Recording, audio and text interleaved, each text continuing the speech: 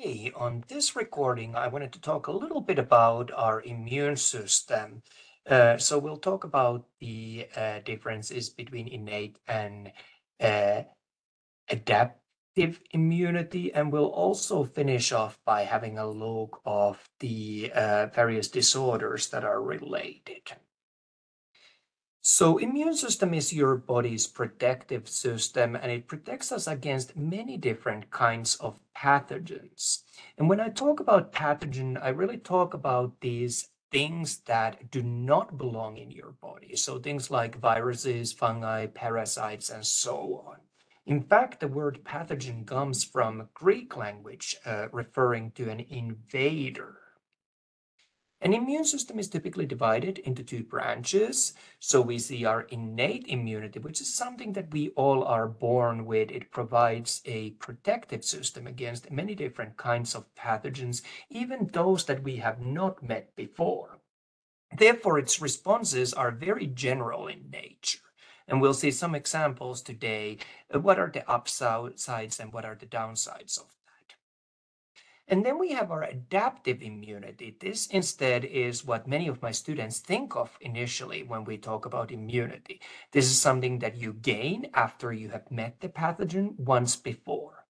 Therefore, in the United Kingdom, we call it acquired immunity. This provides very specific and very targeted responses once we have developed an immunological memory against that specific pathogen. To give you an idea about the kind of weighing between the two, I was just thinking back on my previous immunology textbooks from the university, and I think that in a book where we had about 20 chapters, one chapter was dedicated for innate immunity and the remaining chapters for this adaptive or acquired immunity. So you can really see how the second branch is much more complex, and we have a lot more to unpack there. On this non-majors course, however, we'll keep it fairly general in nature. So let's start by looking at the innate immunity first. So this innate immunity branch is, like I said, all about non-specific, very general responses to pathogens. And we accomplish this through different lines of defense. So let's look at those. So the first line of defense is to never let the pathogen in our body in the first place. So we do this by forming barriers. So these can be, for example, our skin or our mucous membranes that line our body. If the pathogen never gets through, we are protected. And you can see on this slide an analog that I often use with my students. We look at medieval castles and how the walls of the medieval castles serve similarly as, like, for example, the skin in this example, to keep the pathogen from ever entering into our system. So if we do that, we don't have to recruit other lines of defense. And this is why a cut in the skin is such a serious thing for us. It opens a direct route for a pathogen to get in our body. Now, if this first line of defense fails, we have, of course, our second line of defenses. And here we use chemicals to deal with any pathogens that might be a problem for us. These include, for example, things like sweat. Sweat is antimicrobial, so prevents the growth of microbes on the surface of the skin. This would also include stomach acids. Stomach acids kill a lot of things if we end up eating that we shouldn't have eaten and could potentially make us sick. So we deal with those with stomach acids. And even things like, especially on if we think of urinary tract, we can rinse that clear of pathogens. I think one time when we see that especially is in the males after intercourse, getting a need to urinate to kind of clean that path. Now, finally, if that as well fails, we have an option of cell responses to pathogens. And I have listed several here, and we'll highlight some of those in more detail, but we'll review all in general level. So phagocytes are these cells that engulf pathogens inside them and deactivate and break them apart and then remove from the tissue. NK cells that I mentioned there really stand for natural killer cells, and these literally do what it says in the tin. The first one that I want to kind of dig in a little more in detail is our inflammatory responses. So inflammation is body's response to an injury. And we have 5 signs and symptoms that we can see in these inflamed structures that I've shown you on these pictures. Let's unpack those a little bit. So we see that the site that is inflamed is red in color, and this is because more blood is rushing to this site as we see in these color chains. We also see that inflamed sites are typically warm, or there's warmth in that area, and it was that blood that's bringing the heat with it to that site. We also see swelling of the tissue on inflamed site. This is as more material is packed to that area as we are now bringing, for example, white blood cells. Literally, the region gets packed so full that there's swelling present.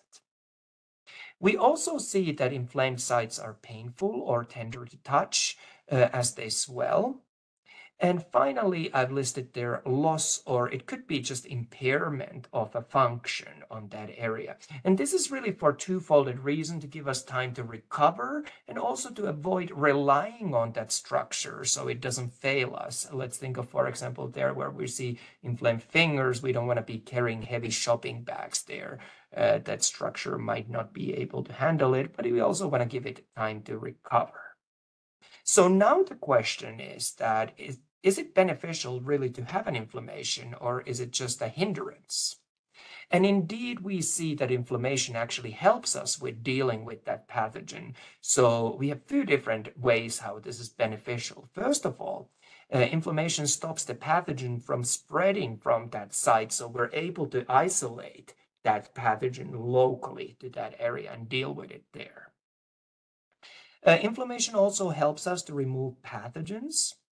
In addition to that, it alerts the immune system that there is an issue and directing resources then to that area. And the final point that I mentioned on that slide is that it creates these conditions that are optimal for the recovery to take place. So all in all, what we're seeing is that as a hindrance or nuisance it is to have inflammation, it really does serve purposes for us when dealing with these pathogens. Let's keep going on and let's have a look of our next example of the cell responses. We also have antimicrobial proteins.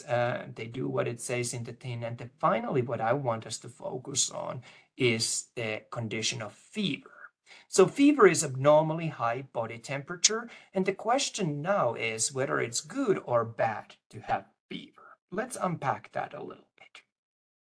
Well, as we can see on this slide, fever has many benefits for us. So this slightly higher than body's normal temperature inhibits microbial growth. In addition, as you have learned from chemistry about chemical reactions, as we raise the temperature, the reaction rate slightly speeds up in response to that. So we see the same process here. It helps us to speed up the chemical reactions that are important for healing and recovery. And finally, what I've noted there is that fever also speeds up this process of phagocytosis, so these cells that eat pathogens and getting rid of them. So this really makes me think of the fact that sometimes we do have a tendency to overtreat fever. Should patient have a fever, they might end up healing a little bit quicker. However, we do want to be mindful that too high of a fever can start breaking down these chemical components in the body. So it is really about navigating this space. But one example from my own native culture where we use this simulated fever to promote beneficial effects for the body is the use of sauna, where we can in a very controlled manner to bring up the body temperature, and then we can stop it immediately as we exit those rooms. So now that we've discussed about innate immunity, it's a good time for us to dabble into discussing about the adaptive immunity. Let's have a look at that a little bit. So the second branch of the immune systems was our adaptive immunity, and this was what we gained once we had met the pathogen once before. So this is those memory cells or immune system's memory cells that we want to develop because we've met that pathogen once before. And that's where the acquired term that was very common in the United Kingdom for our teaching, that's what we describe it with. So adaptive immunity gives us much stronger cell level responses against pathogens. And this is where we see those B cells and T cells becoming particularly important. And the problem is, however, that you have not gotten adaptive immunity automatically. You must first develop it. So it's not always available for us. So that's where that priming comes into play. We must prime our adaptive immune system against various different kinds of pathogens before it can deal with those. So like we see in this slide, it is very good, this adaptive immune system, in many different ways. It provides us very specific responses against that particular pathogen. And it also is that these responses are not just local, but as like we saw in earlier examples, but in this case, these responses are throughout the entire body. And finally, we see that the challenge was this fact that we needed to develop this memory first. So this is why you often get more sick, so to speak, during the first time when you encounter a new pathogen. And then in subsequent times, you actually end up recovering from that pathogen and dealing with that pathogen much quicker. And this adaptive immunity can be further divided into two branches, as we saw earlier on, our B cells and T cells. So here on this slide, you see humoral immunity that works through the antibodies. So these are those B cells that we see. And then you also see the cell-mediated immunity, which is then activated in response to these antigens. And so those are T cells. I do want to include this slide because I think it's particularly good at showing that even though T cells and B cells work differently, humoral and cell-mediated immunity work differently, they do also have some overlap that's nicely emphasized there. And now I believe that at this point of the course, you are already familiar with this, but just as a reminder, so antigens, in this context, you can consider those as those foreign invaders, those pathogens that we were talking about. And antibodies instead were responsible for detecting and acting on these antigens. So they survey and impact these pathogens if we need to deal with them. And I think that allows us to put this together. As we have seen before, both antigen and antibody needed to be a match. So it was very much a lock and key-like mechanism, as this picture illustrates. And I also wanted to show you that while we often show these antibodies as these Y-shaped structures, in reality, there are many, many, many other arrangements that we see. So we just show you the most simple version. And I think that we have already spoken about the B cells and T cells. So for that reason, I want us to focus on antigen-presenting cells, so often abbreviated as APCs. Antigen-presenting cells don't directly deal with the pathogen. Rather, they are helper cells, and they present the pathogen to the immune system so that it can deal with it. And now let's see what happens when you meet the pathogen for the first time versus when you meet it for the second and subsequent times. So the primary immune response is very general in nature. It provides us the same way of dealing with all of the pathogens, regardless of what type of a pathogen we meet. We also see that these primary immune responses are slower to act and also produce less strong response. We often measure the strength of a response in relation to those immunoglobulin levels, which you see on the Y-axis on this diagram. It's a totally made up scale, so the numbers don't really matter, but what matters is the strength of the response as indicated by the immunoglobulin levels. So that was our primary immune response. Other thing to notice from this diagram is that it takes longer for it to kick in, and even when it kicks in, the responses, like I said, are not quite as strong. Let's compare that to the secondary immune responses. This is when we have met that pathogen before, so we have developed a memory cells against it. And we see that these secondary immune responses provide very specific blueprint on how to deal with that particular pathogen, and they allow us quicker and also stronger responses, which also have longer lasting protective effects. So this secondary immune response is exactly what we're trying to generate, for example, with vaccines. So let's unbundle a little bit next about the process and ways how we can acquire immunity. So how we can develop this immunological memory. So there is really two paths to immunity, either direct immunity or indirect immunity. And on each of these, we have two subcategories. We can either acquire this immunity naturally or artificially. So let's have a look of our four final outcomes that we have. So if we have direct immunity and it's also naturally acquired, this immunity is when we first get sick and then we get better and now we are protected against that pathogen. So we have developed this immunological memory against it. In case of a direct but now artificial immunity, what we're seeing is that this is really what we can accomplish with vaccines. And vaccines can be either a weakened form of a pathogen or they can be only a part of a pathogen that's hopefully not enough to make you sick, but still enough to trigger that memory to be formed. Or vaccines can be unfunctional forms of the pathogen. When it comes to indirect immunity, let's start with indirect and natural immunity. This is when the mother's antibodies are passed to the child, for example. Some of the examples that I can think of is, for example, through placenta or then later on via breast milk. So they still protect the baby, even if the baby has never met the pathogen themselves. And this is really why the breastfeeding is something that we try to encourage whenever possible. Obviously, we never want to shame someone if there's a reason why they can't breastfeed. We totally want to facilitate that as well. When it comes to indirect and artificial immunity, this is seen when we have high enough percentage of a population that's immune to a pathogen.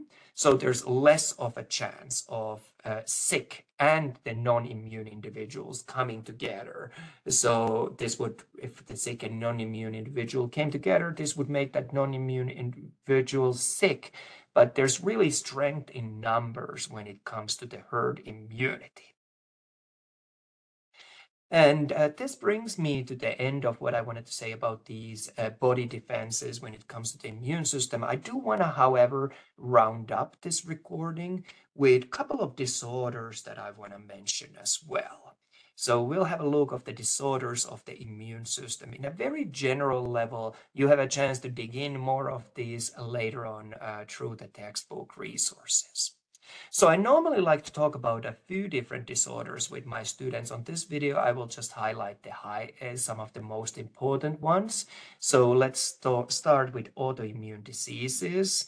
What we see here, for example, the AIDS, HIV is a condition that weakens your immune system. And as a result, an opportunistic infection such as a common cold can be enough to kill this patient.